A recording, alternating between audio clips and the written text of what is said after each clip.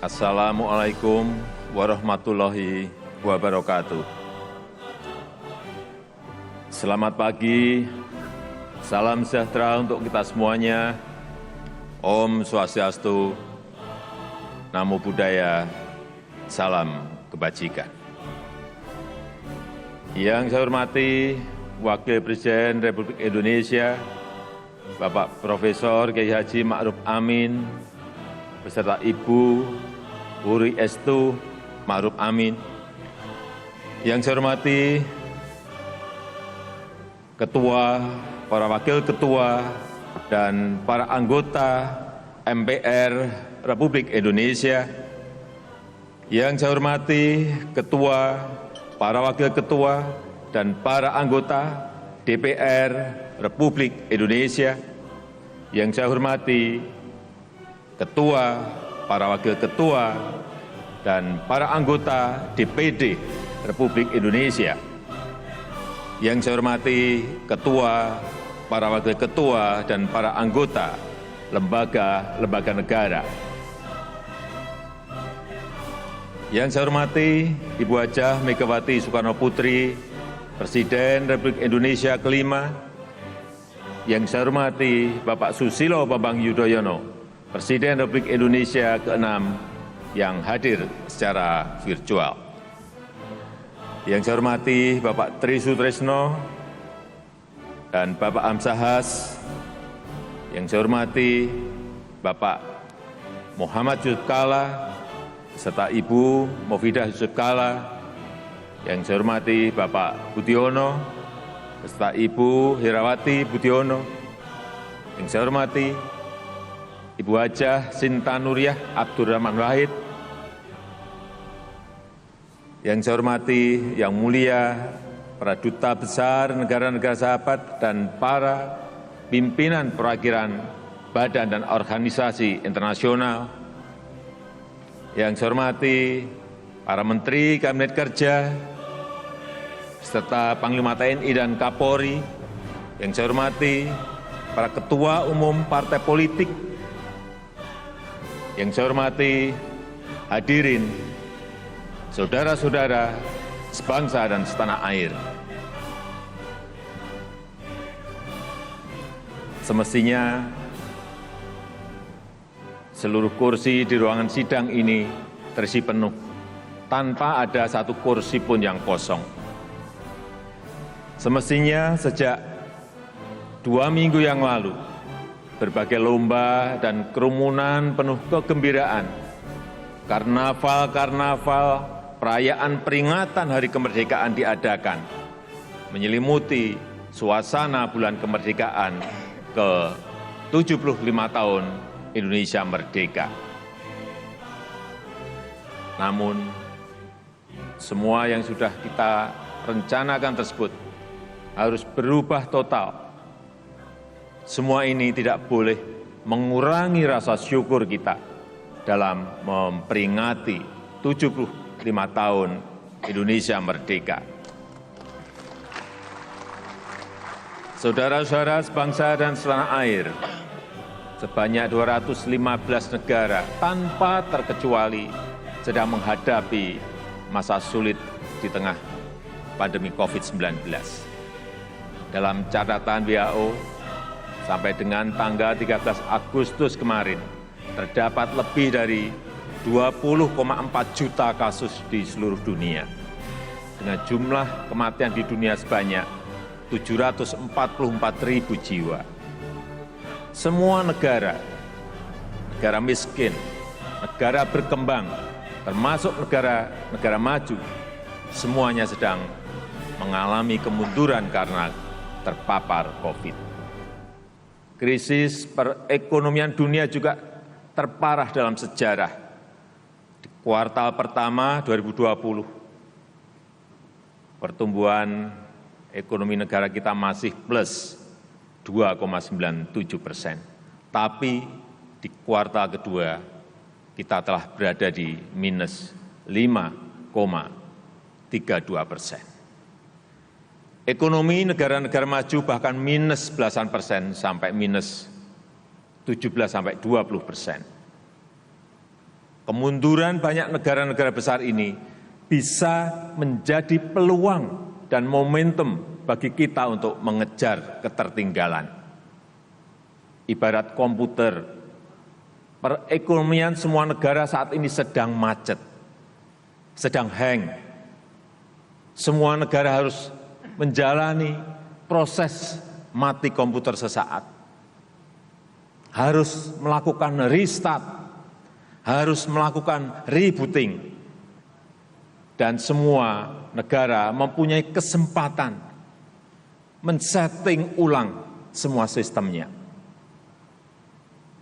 Saya menyambut hangat seruan moral penuh kearifan dari para ulama, para pemuka agama, dan tokoh-tokoh budaya agar menjadikan momentum musibah pandemi ini sebagai sebuah kebangkitan baru. Sekali lagi, kebangkitan baru untuk melakukan sebuah lompatan besar.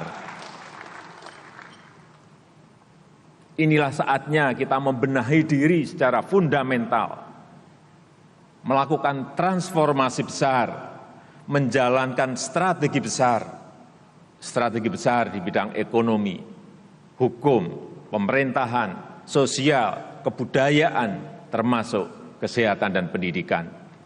Saatnya kita bajak momentum krisis ini untuk melakukan lompatan-lompatan besar.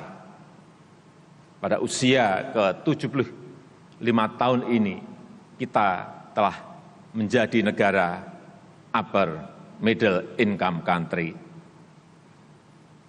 Dan 25 tahun lagi, pada usia seabad Republik Indonesia, kita harus mencapai kemajuan yang besar, menjadikan Indonesia negara maju. Saudara-saudara sebangsa dan setanah air, kita harus melakukan reformasi fundamental dalam cara bekerja. Kesiapsiagaan dan kecepatan kita diuji. Kita harus mengevakuasi warga negara Indonesia dari wilayah pandemi COVID di Tiongkok. Kita harus menyiapkan rumah sakit, rumah isolasi, obat-obatan, alat kesehatan, dan mendisiplinkan protokol kesehatan. Semuanya harus dilakukan secara cepat, dalam waktu yang sangat singkat. Ketika krisis kesehatan tersebut berdampak pada perekonomian nasional, kita juga harus cepat bergerak, memberikan bantuan sosial bagi masyarakat melalui bantuan sembako, bansos tunai, subsidi dan diskon tarif listrik, BLT desa, dan subsidi gaji, membantu UMKM untuk memperoleh restrukturisasi kredit, memperoleh banpres produktif berupa bantuan modal darurat, dan membantu pembelian produk-produk mereka. Membantu tenaga kerja yang menjadi korban PHK, antara lain melalui bantuan sosial dan program Kartu Prakerja. Sesuatu yang tidak mudah, sesuatu yang tidak mudah. Untuk itu semua, pemerintah cepat melakukan perubahan rumusan program, menyesuaikan program kerja dengan situasi terkini, melakukan realokasi anggaran dalam waktu singkat, menerbitkan Perpu nomor 1 tahun 2020 yang kemudian disetujui oleh DPR menjadi Undang-Undang nomor 2 tahun 2020.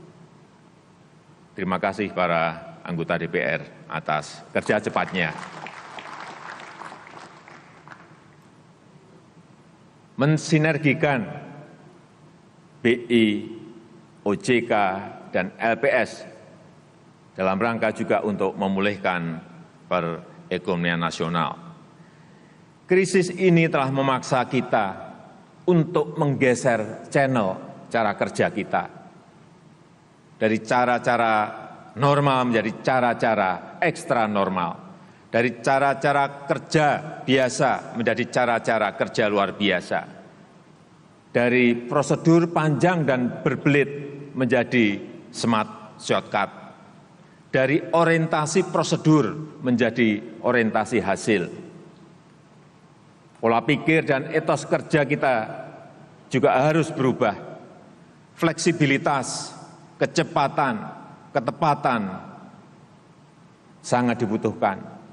Efisiensi, kolaborasi, dan penggunaan teknologi harus diprioritaskan. Kedisiplinan nasional dan produktivitas nasional juga harus ditingkatkan. Jangan sia-siakan pelajaran yang diberikan oleh krisis. Jangan biarkan krisis membuahkan kemunduran. Justru momentum krisis ini harus kita bajak untuk melakukan lompatan kemajuan. Saudara-saudara sebangsa dan setanah air, perjuangan untuk menghambat penyebaran COVID-19, mengobati yang sakit, dan mencegah kematian sudah luar biasa kita lakukan. Atas nama rakyat, bangsa, dan negara, saya menyampaikan terima kasih dan penghargaan setinggi-tingginya kepada para dokter, perawat, serta seluruh petugas di rumah sakit, di laboratorium, di klinik-klinik kesehatan, dan di rumah isolasi. Kepada tokoh masyarakat, para relawan, awak media, aparat TNI dan Polri, para ASN di pusat dan di daerah. Dengan peristiwa pandemi ini, maka reformasi fundamental di sektor kesehatan juga harus kita percepat. Orientasi pada pencegahan penyakit dan pola hidup sehat harus diutamakan. Penguatan kapasitas SDM, pengembangan rumah sakit dan balai kesehatan, serta industri obat dan alat kesehatan harus diprioritaskan. Ketahanan dan kapasitas pelayanan kesehatan harus kita tingkatkan secara besar-besaran. Demikian pula halnya dengan ketahanan pangan, dengan menjamin kelancaran rantai pasokan makanan dari hulu produksi sampai hilir distribusi ke seluruh wilayah negeri. Efisiensi produksi pangan, peningkatan nilai tambah bagi petani, penguatan koperasi, dan metode korporasi petani akan terus ditingkatkan. Food estate, lumbung pangan sedang dibangun untuk memperkuat cadangan pangan nasional. Bukan hanya di hulu, tetapi juga bergerak di hilir produk pangan industri. Bukan lagi menggunakan cara-cara manual, tetapi teknologi modern dan pemanfaatan kecanggihan digital. Bukan hanya untuk pasar domestik, tetapi juga untuk pasar internasional. Saat ini sedang dikembangkan food estate di Provinsi Kalimantan Tengah dan Provinsi Sumatera Utara.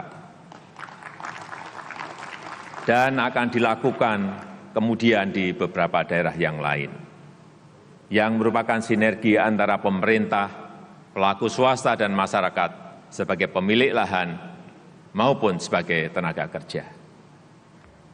Saudara-saudara sebangsa dan setanah air, upaya besar juga telah dan sedang dilakukan dalam membangun kemandirian energi. Tahun 2019 kita sudah berhasil memproduksi dan menggunakan B20, dan tahun ini kita mulai dengan B30, sehingga kita mampu menekan nilai impor minyak kita di tahun 2019. Pertamina bekerjasama dengan para peneliti telah berhasil menciptakan katalis untuk pembuatan D100, yaitu bahan bakar diesel yang 100% dibuat dari minyak kelapa sawit yang sedang uji produksi di 2 kilang minyak kita. Ini akan menyerap minimal 1 juta ton sawit produksi petani untuk kapasitas produksi 20.000 barel per hari. Hilirisasi bahan mentah yang lain juga terus dilakukan secara besar-besaran. Batu bara diolah untuk menjadi metanol dan gas. Beberapa kilang dibangun untuk mengolah minyak mentah menjadi minyak jadi, dan sekaligus menjadi penggerak industri petrokimia yang memasok produk industri hilir bernilai tambah tinggi. Biji nikel telah bisa diolah menjadi ferronikel, stainless steel, slab, lembaran baja, dan dikembangkan menjadi bahan utama untuk baterai lithium. Hal ini akan memperbaiki defisit transaksi berjalan kita, meningkatkan peluang kerja, dan mulai mengurangi dominasi energi fosil. Hal ini akan membuat posisi Indonesia menjadi sangat strategis dalam pengembangan baterai lithium, mobil listrik dunia, dan produsen teknologi di masa depan.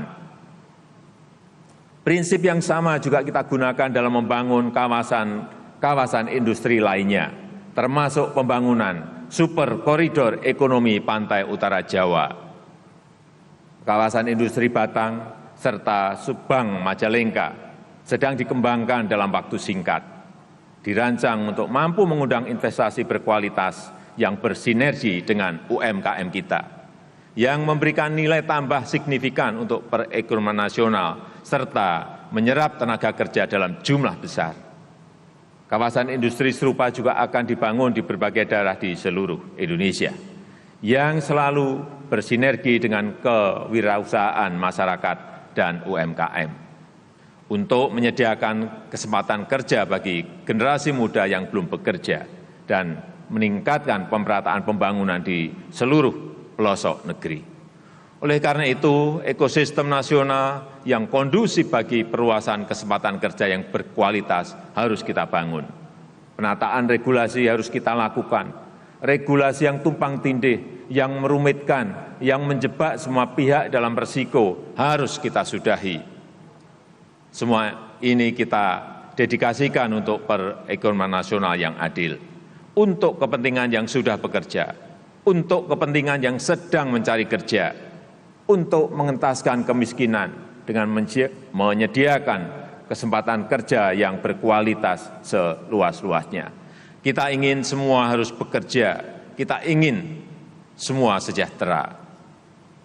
Saudara-saudara sebangsa dan setanah air, ekosistem nasional yang produktif dan inovatif tidak mungkin tumbuh tanpa ekosistem hukum, politik, kebudayaan, dan pendidikan yang kondusif.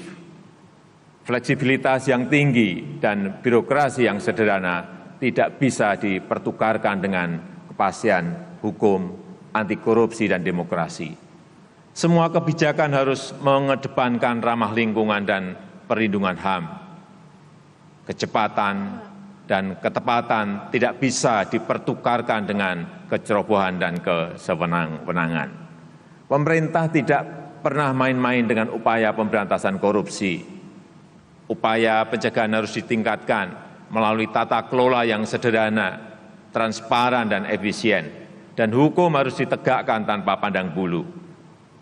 Penegakan nilai-nilai demokrasi juga tidak bisa ditawar. Demokrasi harus tetap berjalan dengan baik tanpa mengganggu kecepatan kerja dan kepastian hukum, serta budaya adiluhung bangsa Indonesia. Agenda Pilkada 2020 harus tetap berjalan dengan disiplin tinggi dalam menjalankan protokol kesehatan. Nilai-nilai luhur Pancasila, Negara Kesatuan Republik Indonesia, persatuan dan kesatuan nasional tidak bisa dipertukarkan dengan apapun juga. Kita tidak bisa memberikan ruang sedikitpun kepada siapapun yang menggoyahkannya. Sistem pendidikan nasional harus mengedepankan nilai-nilai ketuhanan yang berkarakter kuat dan berakhlak mulia serta unggul dalam inovasi dan teknologi. Saya ingin semua platform teknologi harus mendukung transformasi kemajuan bangsa. Peran media digital yang saat ini sangat besar harus diarahkan untuk membangun nilai-nilai kemanusiaan dan kebangsaan. Semestinya perilaku media tidak dikendalikan untuk mendulang klik dan menumpuk jumlah like, tapi seharusnya didorong untuk menumpuk kontribusi bagi kemanusiaan dan kepentingan bangsa.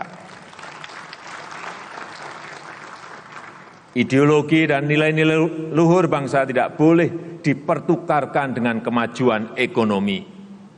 Bahkan kemajuan ekonomi jelas membutuhkan semangat kebangsaan yang kuat.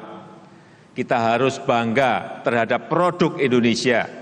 Kita harus membeli produk dalam negeri. Kemajuan Indonesia harus berakar kuat pada ideologi Pancasila dan budaya bangsa. Saudara-saudara sebangsa dan setanah air, hadirin sekalian yang berbahagia, tujuan besar tersebut hanya bisa dicapai melalui kerjasama seluruh komponen bangsa dengan gotong royong, saling membantu dan saling mengingatkan dalam kebaikan dan tujuan yang mulia. Demokrasi memang menjamin kebebasan, namun kebebasan yang menghargai hak orang lain. Jangan ada yang merasa paling benar sendiri dan yang lain dipersalahkan. Jangan ada yang merasa paling agamis sendiri. Jangan ada yang merasa paling Pancasilais sendiri. Semua yang merasa paling benar dan memaksakan kehendak, itu hal yang biasanya tidak benar.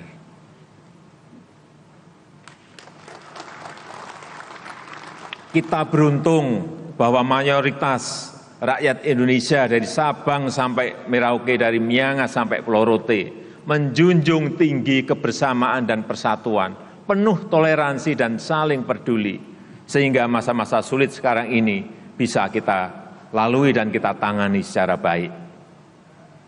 Kita beruntung dan berterima kasih atas dukungan dan kerja cepat dari pimpinan dan anggota lembaga-lembaga negara yang melakukan langkah-langkah extraordinary dalam mendukung penanganan krisis dan membajak momentum krisis untuk menjalankan strategi-strategi besar bangsa. MPR dengan cepat membuat payung program baru MPR Peduli COVID-19, serta terus melakukan sosialisasi dan aktualisasi Pancasila serta pengkajian sistem ketatanegaraan dan konstitusi kita. Dengan sangat cepat, sangat responsif, DPR langsung membahas dan kemudian menyetujui dan mengesahkan Perpu nomor 1 tahun 2020 menjadi undang-undang untuk memberikan payung hukum dalam mengatasi krisis kesehatan dan perekonomian.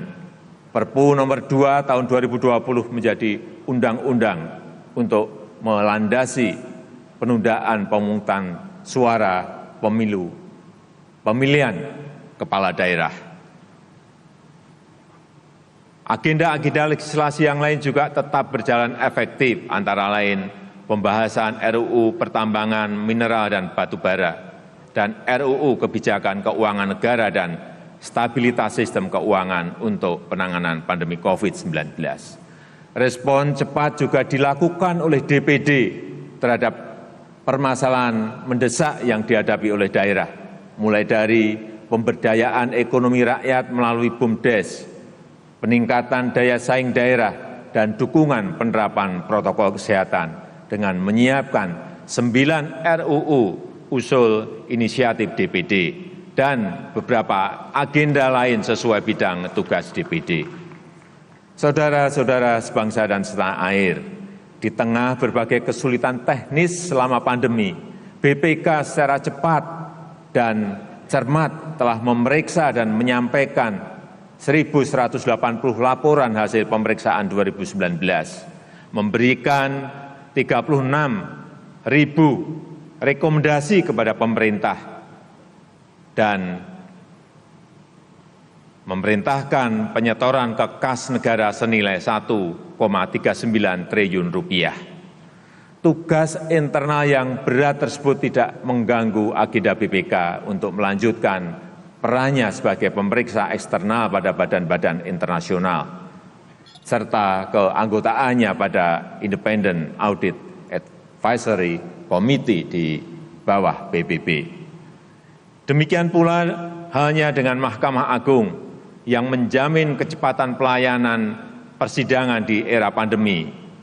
penyediaan layanan persidangan virtual dengan menggunakan aplikasi e-court dan e-litigasi telah mempercepat persidangan di luar persidangan terbuka dan tatap muka, guna terus memperluas akses bagi para pencari keadilan. MA terus menambah layanan pos bantuan hukum dan memodernisasi manajemen perkara melalui layanan pengadilan elektronik. Hal ini membuat MA berhasil memangkas tunggakan sisa perkara secara signifikan. Keberhasilan MA tersebut juga berkat dukungan dari Komisi Yudisial secara sesuai dengan kewenangannya. Pengusulan calon hakim agung, calon hakim ad hoc tipikor, dan calon hakim ad hoc hubungan industrial tetap berjalan lancar. Demikian pula halnya dengan pelaksanaan program peningkatan kapasitas hakim, pemantauan persidangan, investigasi dan advokasi hakim. Sepanjang tahun 2019 hingga Juni 2020 KY telah menangani 1.584 laporan masyarakat dan merekomendasikan 225 penjatuhan sanksi. Kecepatan dan kecermatan Mahkamah Konstitusi juga sangat patut kita apresiasi. MK juga terus memperbaiki tata kelola dan meningkatkan pemanfaatan layanan elektronik guna melayani masyarakat dalam mencari keadilan.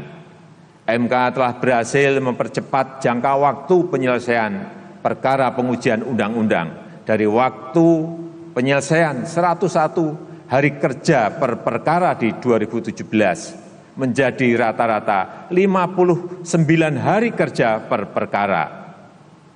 Sepanjang tahun 2019 hingga awal 2020, MK telah menyelesaikan 122 perkara pengujian undang-undang. Pada saat yang sama, perluasan kerja sama di dalam maupun di luar negeri pun terus ditingkatkan. MK aktif menginisiasi dan mengkoordinir berbagai kegiatan di tingkat regional maupun di tingkat global, agar sistem hukum kita dijadikan rujukan bagi negara-negara demokrasi di berbagai penjuru dunia. Saudara-saudara sebangsa dan setanah air, masih banyak langkah-langkah besar yang harus kita lakukan. Masih tersedia waktu 25 tahun lagi bagi kita untuk menyiapkan seabad Indonesia merdeka, untuk membangun Indonesia yang kita cita-citakan. Target kita saat ini bukan hanya lepas dari pandemi, bukan hanya keluar dari krisis. Langkah kita adalah melakukan lompatan besar, memanfaatkan momentum krisis yang saat ini sedang terjadi. Krisis memberikan momentum bagi kita untuk mengejar ketertinggalan, untuk melakukan lompatan transformasi besar dengan melaksanakan strategi besar. Mari kita pecahkan masalah fundamental yang kita hadapi. Kita lakukan lompatan besar untuk kemajuan yang signifikan. Kita harus bajak momentum krisis ini.